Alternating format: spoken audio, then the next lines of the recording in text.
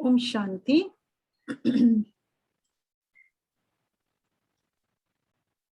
कल हमने देखा कि कैसे हम भी स्पिरिचुअल ज्ञान से गरीब हैं, जिसके कारण हम दुखी हैं। और इस संसार में 4 प्रकार के लोग होते हैं।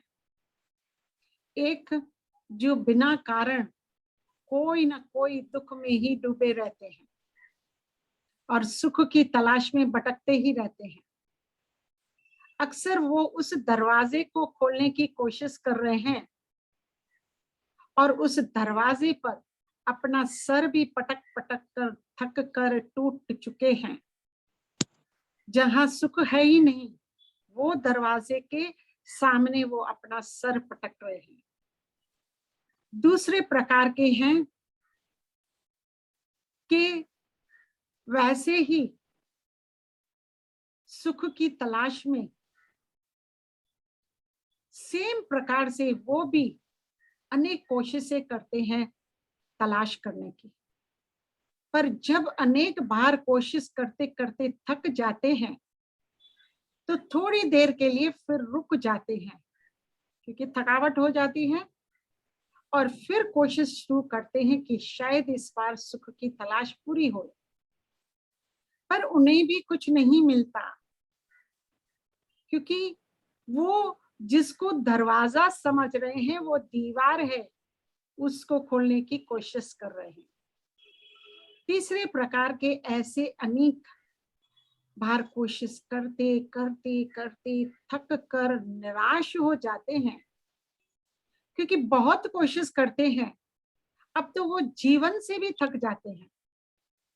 कहते हैं हमने तो सब हीला वसीला करके देख लिया, कहीं पर भी कुछ नहीं मिला। चौथे प्रकार के तो ऐसे सयाने हैं, समझते हैं कि इस दरवाजे की चाबी तो हमारे पास ही है। नहीं, तो आज हम सब उस चाबी को देखेंगे, ढूंढेंगे, और दरवाजा कहाँ है वहां हम दरवाजे को खोलने की भी कोशिश करेंगे। इस चाबी से हम दरवाजा खोलकर उस दुनिया में प्रवेश करेंगे जहां सुख ही सुख है। झांक रहे इधर उधर सब, अपने अंदर झांके कौन? ढूंढ रहे दुनिया में कमियां, अपने मन में ताके कौन? सबके भीतर दर्द छुपा है, उसको अब ललकारे कौन? दुनिया सुधरे सब चिल्लाते, खुद को आज सुधारे कौन? पर उपदेश खुशहाल बहुत तेरे, खुद पर आज विचार करे कौन? हम सुधरेंगे तो जग सुधरेगा, ये सीधी सादी बात उतारे कौन? बस यही प्रॉब्लम है। आजकल यहाँ हर कोई ब्लेम गेम खेल रहा है। हम अपने दुख का कारण औरों को समझ रहे हैं। आप देखो, जब हम एक उंगली औरों की तरफ उठाते हैं और चाहते हैं कि वो सामने वाला सुधर जाए तो मैं सुखी हो जाऊंगा, तो आप ध्यान दीजिए हाथ पर कभी देखा है ये 3 उंगलियां जो है वो मेरे तरफ इशारा करती है। जो बात मैं दूसरों को कहना चाहती हूँ कि आप सुधरेंगे, तो वो ही बात ये 3 उंगलियां मुझे बता रही है कि पहले आप उस 3 बार बदल कर दिखाओ। और उसमें फिर ये अंगूठा है ना, देखो जब हम ऐसे करते हैं तो अंगूठा भी विटनेस होता है। सच्ची बात है, पहले अपने आप को सुधारे। तो मुझे पहले अपने आप को सुधारना है। उसके लिए मुझे स्वयं को तो पहले पहचानने की भी तो जरूरत होती है कि मैं कौन और मेरा क्या पूरा दिन मैं और मेरा करते रहते हैं, क्योंकि हमने कल भी देखा स्पिरिचुअल ज्ञान की कमी के कारण सारे प्रॉब्लम क्रिएट होते हैं। तो आज सबसे पहले हम जानेंगे स्वयं को कि मैं कौन और मेरा क्या, तभी तो हमारे जीवन में सुख शांति आएगी, ऑटोमेटिकली आ जाएगी। आप देखिए, जब भी पहली बार हम किसी भी व्यक्ति से मिलते हैं तो एक दूसरे को ग्रीट जरूर करते हैं। हर किसी का तरीका अलग अलग होता है। कोई कहता है हरिओम, कोई कहता है जय श्री कृष्ण, कोई कहता है राधा स्वामी, कोई कहता है हरि बोल हरि बोल। और आपको मालूम है कि यहाँ ब्रह्मा कुमारीज में हम कैसे ग्रीट करते हैं। आपने हमें ओम शांति ये शब्द बार बार कहते हुए सभी ने कई बार सुना होगा। तो ये सिर्फ ग्रीटिंग नहीं है, ये सिर्फ शब्द नहीं है, बट इसकी गहरी मीनिंग है जो मैं आज आपको बता रही हूँ। Om means me as a soul और शांति मीन्स शांत स्वरूप। So we greet and remind each other Om Shanti. अर्थात मैं आत्मा शांत स्वरूप हूँ, आप भी आत्मा शांत स्वरूप है। मैंने ये शब्द तो कहे, मैंने पहले भी कहा ये सिर्फ शब्द नहीं है। तो फिर जब हम एक दूसरे से कह रहे हैं कि मैं आत्मा शांत स्वरूप हूँ, तो मुझे पहले देखना पड़ेगा क्या सचमुच में मैं शांत स्वरूप हूँ।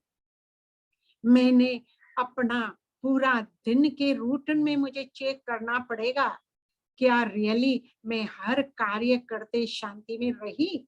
सुबह से शाम तक आप अपना रूटीन देख लीजिए, या मैंने कहीं कहीं थोड़ी थोड़ी गड़बड़ कर ली। मैं शांत स्वरूप तो हूं ही, इसलिए तो सबको शांति सबसे ज्यादा पसंद है। पर अब मेरा मन शांत नहीं है, तो मैंने इस शांति को फिर खोया कहाँ है, वहां ढूंढना पड़ेगा ना। कल भी स्टोरी बताई थी, वो माता चाबी कहाँ ढूंढ रही थी, रोड पर जहां रोशनी है। आइए, तो हम भी उसे अच्छी तरह जानेंगे अपने आप को। आप देखेंगे ये जीवन दो चीजों से बना है। एक है जीव यानी शरीर, और दूसरी है आत्मा। केवल आत्मा से भी जीवन नहीं है और न ही केवल शरीर से जीवन है। ये दोनों एक दूसरे पर बहुत आधारित है। आज देखेंगे शरीर है क्या। जब भी हम बात करते हैं तब कहते हैं कि मेरे सर में दर्द है, मेरे दांत में दर्द है, मेरी आंखों में दर्द है, मेरे कानों में दर्द है। पर कभी ऐसे नहीं कहते कि मैं सर दर्द हूं। इसका मतलब कि ये शरीर के अंग मुझसे अलग हैं और मैं अलग हूं। आज हम देखेंगे और जानेंगे भी और पहचानेंगे भी अपने वास्तविक स्वरूप को। आप देखो, ये हमारा जो शरीर है ना, एक कार की तरह है। कार बिल्कुल, आप देखिए हमारे पास कार है, वो चाहे कितनी भी कीमती हो, मर्सिडीज हो या BMW हो, क्या वो अपने आप चलती है क्या, कि उसको चलाने के लिए ड्राइवर की भी जरूरत पड़ती है। हमारे पास कंप्यूटर हो, पर उसे भी चलाने के लिए तो कोई चाहिए ना, कंप्यूटर भी तो खुद नहीं चलेगा। दोनों की एक दूसरे के सिवाय कोई कीमत नहीं है। जैसे हमारे पास तो BMW है, कार अच्छी है, पर उसको चलाने वाला ड्राइवर अनाड़ी हो तो फिर क्या होगा। उसे कुछ भी नॉलेज नहीं है कि कैसे ऑपरेट करे, तो कार ड्राइवर क्या करेगा, पूरा दिन में बार बार एक्सीडेंट ही करता रहेगा और माल मिलकियत कार का भी नुकसान होता ही रहेगा। फिर ऐसे ड्राइवर से हम भी परेशान, तो घर वाले भी परेशान। बस वैसे ही मैं आत्मा में ये जो शरीर रूपी ड्राइवर, अगर उसे इस शरीर के अंगों को चलाना नहीं आता हो, अनाड़ी है, तो वो भी पूरा दिन तनाव, तकरार, नाराज होता ही रहता है और दूसरों को भी करता ही रहता है। आप देखिए कि हमारी ये जो जीभ है ना, 5 इंच की है और 6 फुट के इंसान को नचाने में नंबर 1। खुद को हड्डी नहीं है पर दूसरों की हड्डी तोड़ने में नंबर 1।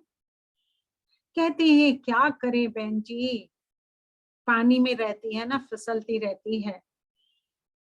अरे पानी से कैसे फिसलती है, उसको 32 दांत हैं, 2 लिप्स भी हैं।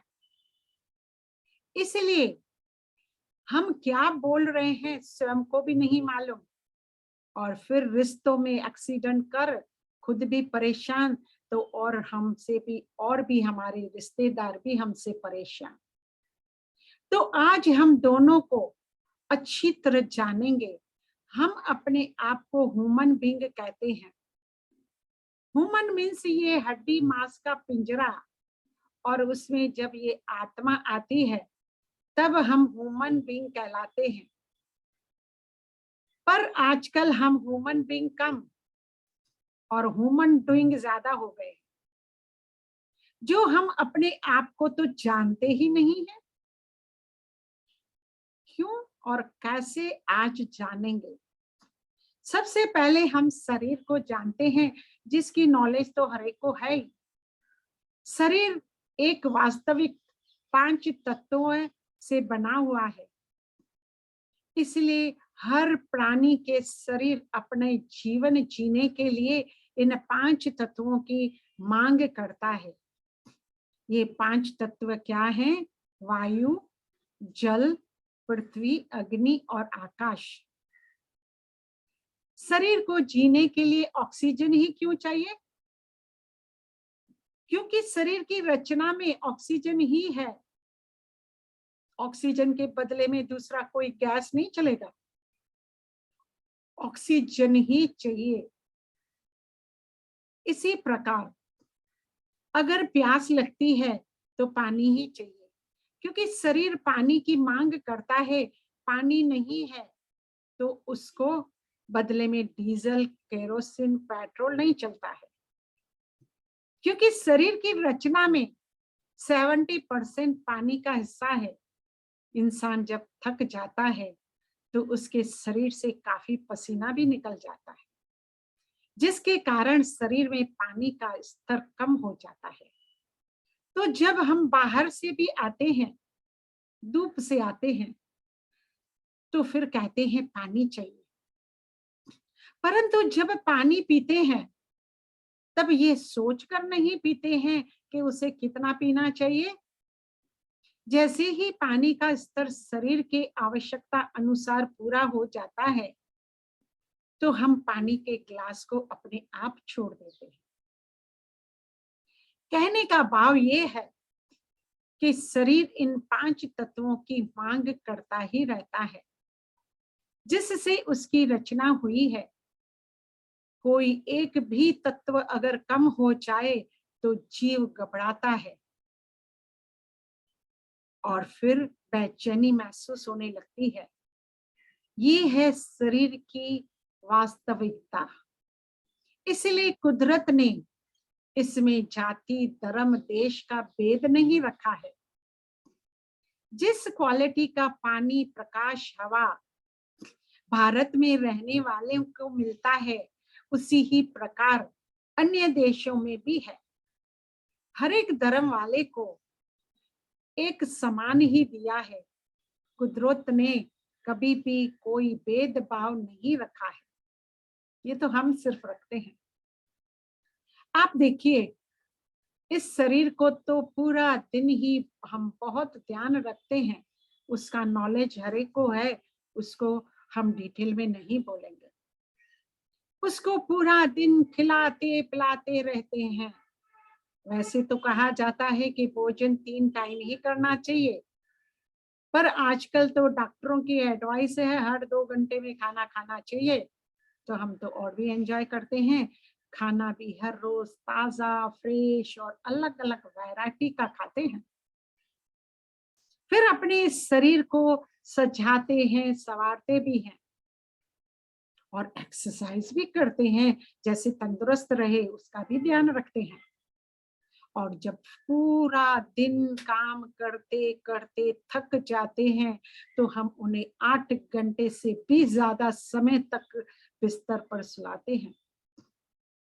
हम शरीर का कितना न ध्यान रखते हैं, पर क्या हम अपनी दूसरी शक्ति का इतना ध्यान रखते हैं? हमें तो उसका नॉलेज भी नहीं है। मैंने पहले भी बताया था कि we are human being. Human means शरीर और बीइंग अर्थात आत्मा।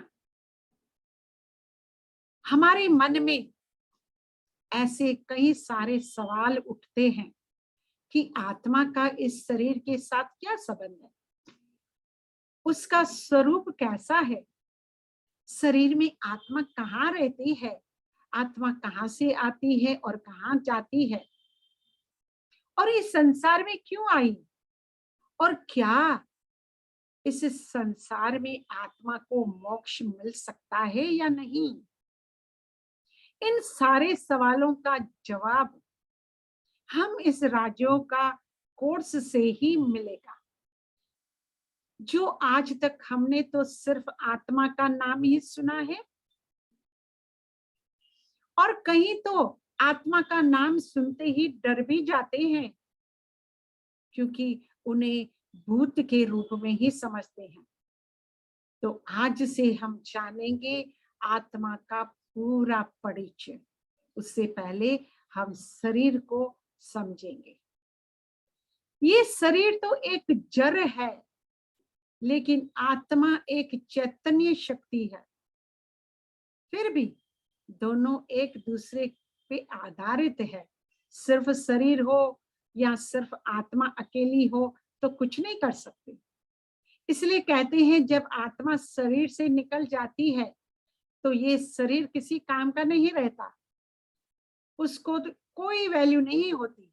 फिर चाहे कोई कितना न बलवान हो, धनवान हो, महान हो, पर अगर एक बार आत्मा निकल गई तो ये शरीर को भी उठाने के लिए 4 व्यक्ति भी काफी नहीं होते हैं, इतना भारी हो जाता है। शरीर तो मात्र एक साधन ही है। आत्मा का शरीर के साथ का संबंध मैं और मेरे के रूप में ही स्पष्ट किया जाता है। जैसे कहते हैं मेरा शरीर, मैं शरीर तो नहीं कहते, उसी तरह मेरा हाथ कहा जाता है, मेरे हाथ को नहीं कहा जाता है। स्पष्ट है कि मैं कहने वाली चैतन्य शक्ति आत्मा इस शरीर की मालिक हूं। जिस प्रकार किसी व्यक्ति के हाथ में चाकू पकड़ा दो तो उस चाकू को पता नहीं है कि मुझे सब्जी काटनी है या किसी व्यक्ति का गला काटना है। चाकू को थोड़ी मालूम होता है, वो निर्णय नहीं कर सकता है। उसी तरह उस चाकू का प्रयोग करने वाले हाथ भी ये नहीं सोचते कि मुझे इससे कोई सब्जी काटनी है या किसी व्यक्ति को मारना है, क्योंकि हाथ में चाकू भी, देखो हाथ भी चाकू की तरह एक साधन ही है। सोचने वाली, निर्णय करने वाली शक्ति तो आत्मा ही है। आत्मा एक अति सूक्ष्म दिव्य ज्योति बिंदु है। इसलिए व्यक्ति जब शरीर छोड़ता है तो हम दीपक जलाते हैं, अर्थात शरीर में स्थित चैतन्य आत्मा ज्योति चली गई। The light of the life is gone, ये कहा जाता है। आत्मा एक चमकता हुआ सितारे के समान है, एक प्रकाश पुंज है। उसको हर एक धर्म में अलग अलग नामों से पुकारा जाता है, जैसे कोई उसे सोल कहते, तो कोई हूर कहते, या फिर कोई उसे लाइट कहते, कोई उसे आत्मा कहते। पर वो रहती कहाँ है, आपको मालूम है? आज जानेंगे अपनी आत्मा का ओरिजिनल घर कहाँ है। दुनिया में लोग आत्मा का जो शरीर में निवास का विषय है, उसमें तो अनेक मान्यताएं हैं और हर एक की अलग अलग मान्यता है। कहीं लोग ये मानते हैं कि आत्मा हृदय में रहती है, लेकिन आज जब ऑपरेशन करके हृदय का हार्ट ट्रांसप्लेशन करते हैं, तो सवाल उठता है कि उस वक्त आत्मा कहाँ जाती है। कहीं कहते हैं कि आत्मा सारे शरीर में भ्रमण करती रहती है। अब आप देखिए, एक ही व्यक्ति एक ही समय में सुन भी रहा है, देख भी रहा है, बोल भी रहा है, हाथ भी हिला रहा है, चल भी रहा है। क्या उस वक्त आत्मा कहाँ जाएगी? स्पष्ट है कि आत्मा का एक नियत स्थान होना चाहिए। जिस तरह कार में ड्राइवर का एक नियत स्थान होता है, जहां वो बैठकर सारे कार को कंट्रोल करता है। ऐसे नहीं कि रिवर्स करना है तो पीछे दौड़ेगा, आगे कार को चलाना है तो आगे जाएगा। नहीं, कार की सारी कंट्रोल एक ही स्थान पर होते हैं, जहां से वो कंट्रोल करता है। ठीक इसी प्रकार मस्तक शरीर को नियंत्रण करने वाला है। आत्मा मस्तक और नर्वस सिस्टम के द्वारा शरीर के सभी कर्म इंद्रियां और ज्ञान इंद्रियों पर नियंत्रण रखती है। मेडिकल साइंस के द्वारा भी ये प्रमाणित किया गया है कि हाइपोथैलेमस और पिट्यूटरी ग्लैंड के बीच, इन बिटवीन हाइपोथैलेमस और पिट्यूटरी ग्लैंड में आत्मा निवास करती है।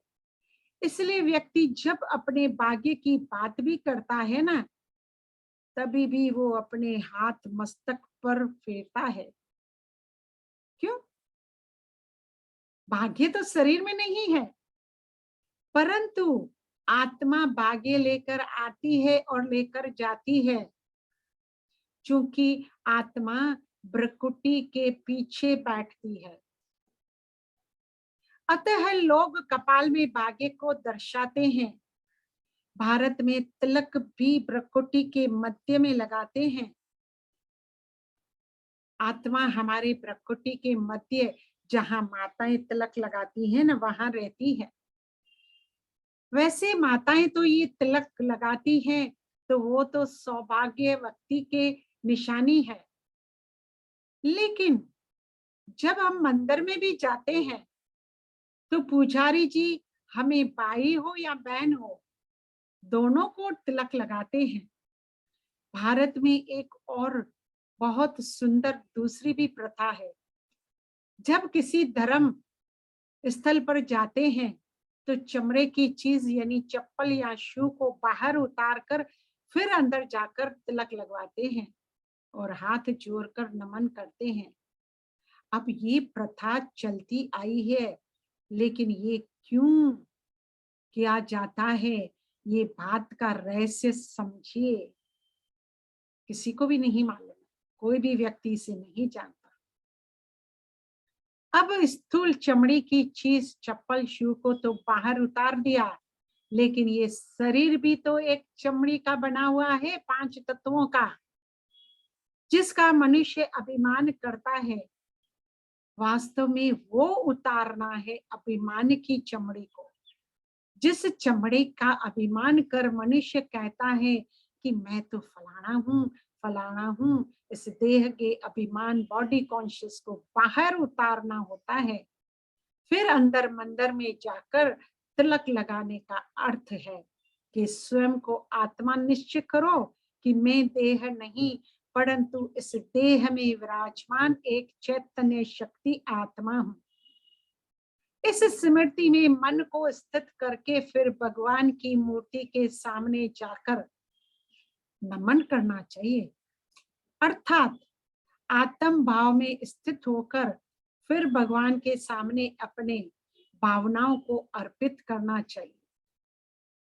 जब इस शुद्ध भाव से और इस शुद्ध भावनाओं से भगवान को अर्पित की जाती है तो भगवान भी उसे स्वीकार करते हैं। अक्सर आप देखोगे कि मंदिर में जाते हैं तो चंदन का तिलक लगाया जाता है। सवाल है कि ये चंदन का ही तिलक क्यों लगाया जाता है, और ये भी हमने नहीं मालूम, और वो एक छोटा सा बिंदु लगाते हैं। इसका कारण ये है कि आत्मा का स्वरूप अति सूक्ष्म बिंदु है। चंदन का रंग भी सुनहरा होता है। ये याद दिलाता है कि आत्मा का अनादि स्वरूप शुद्ध और पवित्र है।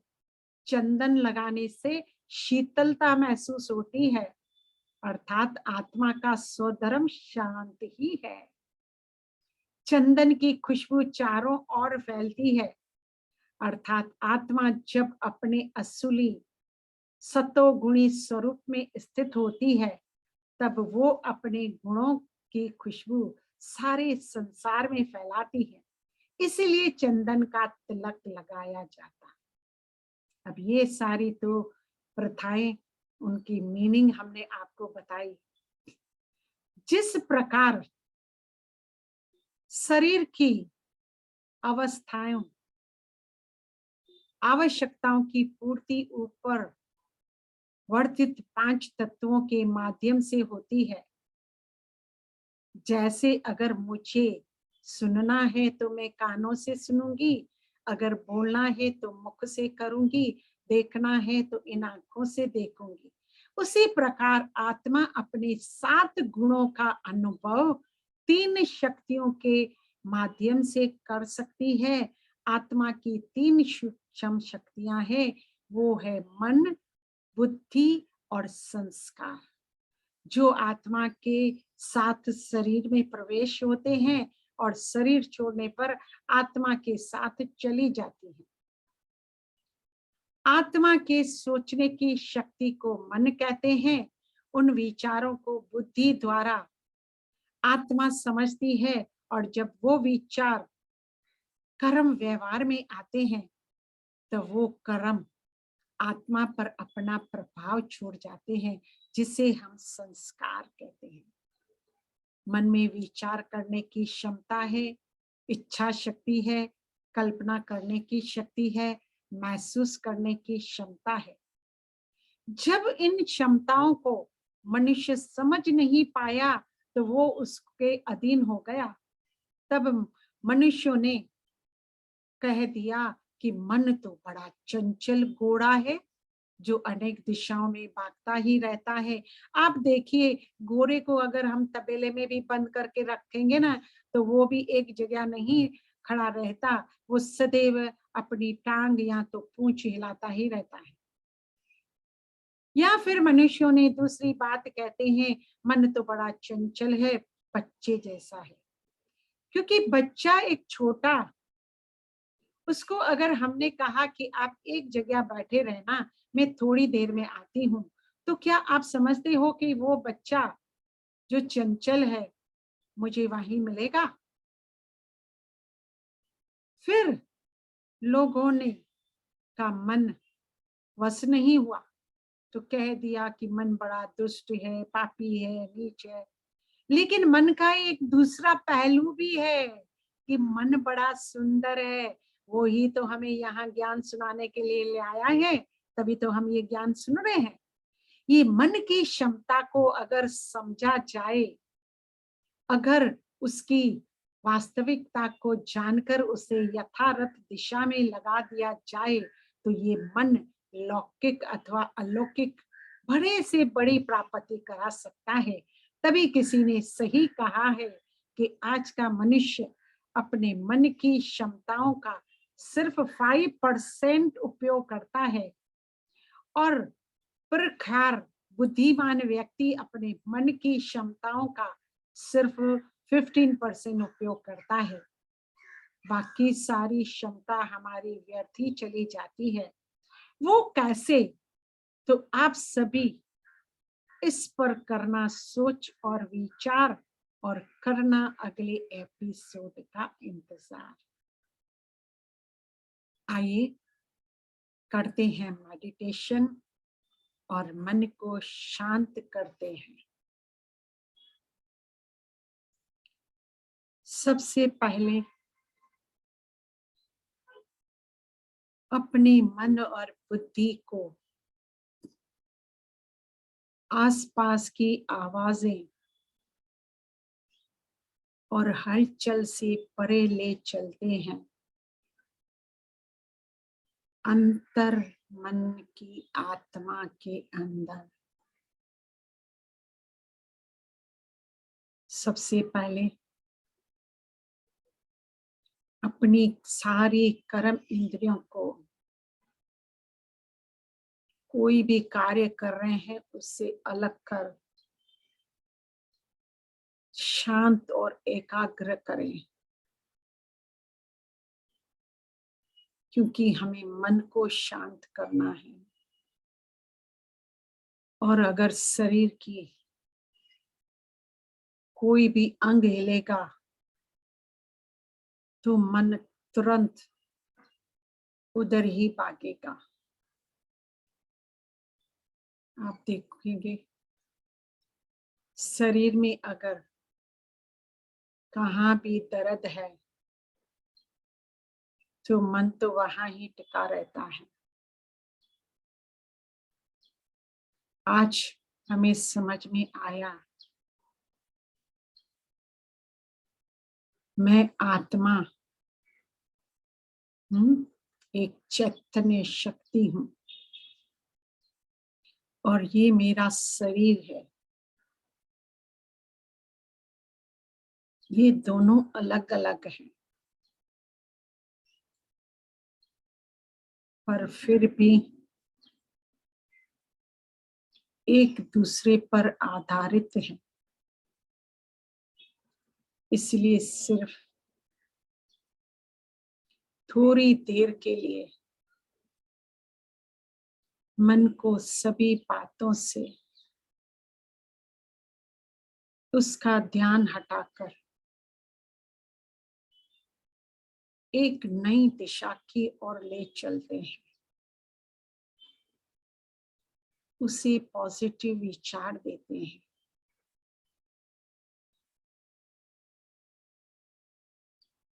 मन तो एक चंचल बच्चे, छोटे बच्चे की तरह है।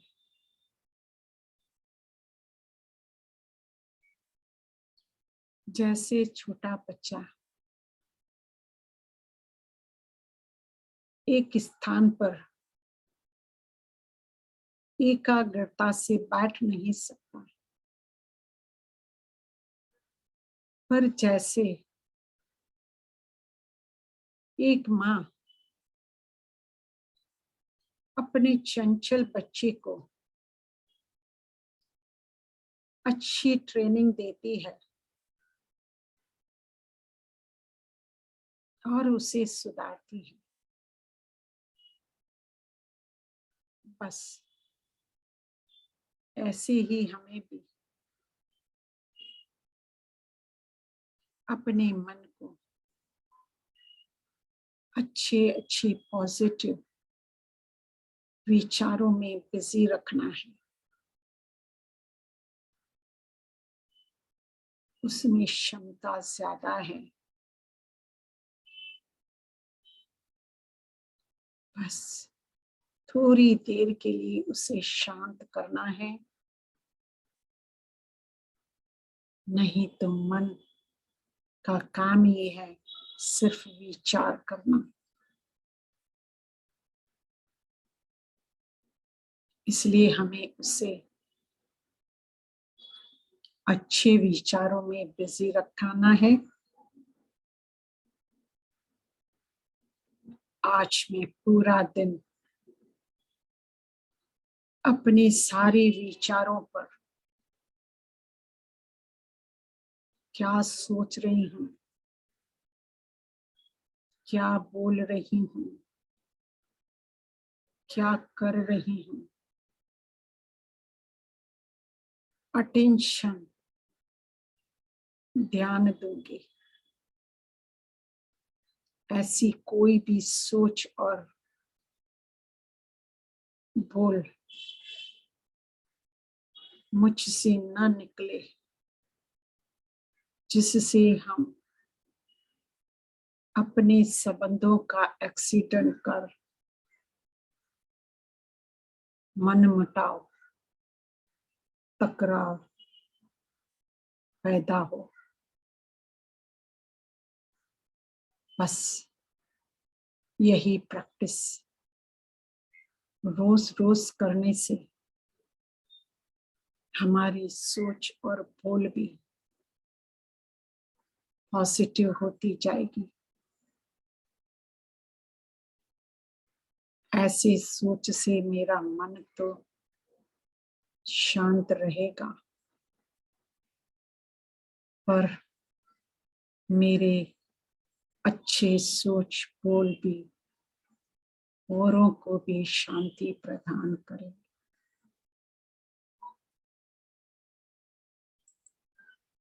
ओम शांति शांति शांति।